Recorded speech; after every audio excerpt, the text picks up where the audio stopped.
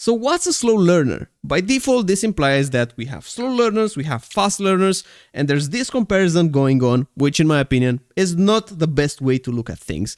But anyways, I'm a slow learner myself, always have been. I don't pick things up on the first try, not even the fifth in some cases. And in sim racing, I was always wondering what's wrong with me, why I'm not improving as quickly as others. But here's what I've learned. Being a slow learner doesn't mean you're behind. Sometimes it means that you're building something deeper. So if you ever felt stuck, felt like the progress isn't coming as fast as you want to, then this video is for you. Now, as a slow learner, you notice more because you struggle more. That struggle creates awareness that most fast learners just skip past. When you're not getting something from your first attempt, you just have to think about it more, right? And you go through that mental loop trying to figure out what's going on. Whereas someone that just has the luck or instinct to just nail it in the first attempt, he just doesn't go through the same mental processes. And as a result, yes, he might be better in the short run, but what I notice with slow learners, and myself included, is that when I learn something, I really learn it. Like, it's not something that just comes and goes. It's not something that I'm forgetting in 1 week. It's something that stays. It's something that I really understand it to a deeper level. Over time, you develop patience, and because slow learners reflect more, this leads to smarter practice and more breakthroughs. I've been coaching a lot of drivers, and honestly, the most frightening scene is when a fast driver is plateauing, because there's a big chance that he will just quit.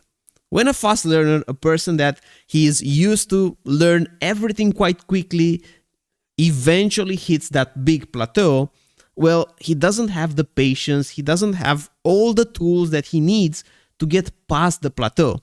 He doesn't have the resilience either. For slow learners, the growth curve is exponential. Like, yeah, they start slow, but the long-term payoff is just massive. Learning quickly, learning slowly, this is all relative, because with enough practice and experience, you can get to a state where you're learning some new things quicker now, even though you as a person, you're a slow learner. Because you have more experience in a domain, then you can, of course, improve your learning process. And I just want to share with you some of the things that I did to improve, because nowadays, for example, if we're talking about learning a new track and being able to drive close to the limit on that track, it takes me less than 20 minutes. So in the past, that would have been a task for 1, 2, 3 hours.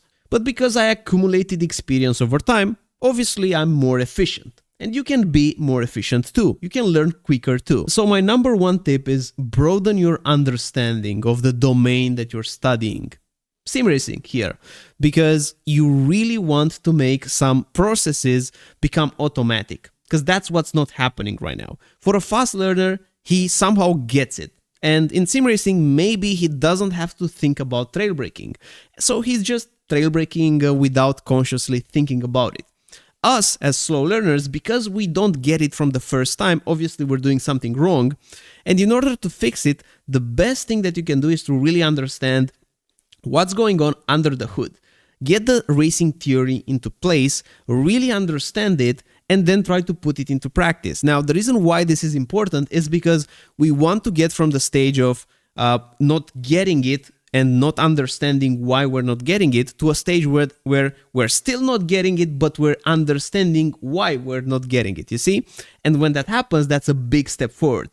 And this is where most of the slow learners are just feeling lost, because they understood something, but they don't see the results yet, because the results will come if they just have to, continue pushing. The idea is to eventually get to a state where, yes, you know the racing theory and you don't have to think about it to put it into practice. But that takes time.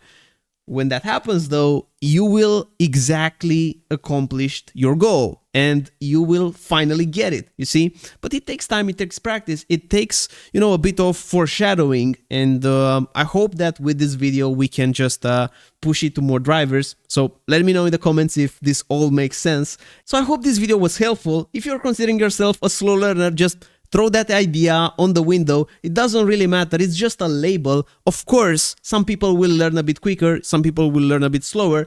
But if you're learning slower, that's not an issue for you. you will eventually outgrow everyone if you're just passionate and if you work for it and if you're enjoying it. So there are some things that of course you can do it a little bit better. If you want to improve at a quicker pace, for example, I can honestly help you with that through my resources, through my videos. This is what I'm trying to do here on the channel, but eventually you will get there. So let me know what you think in the comments below, and I'll be seeing you in the next one. Bye bye.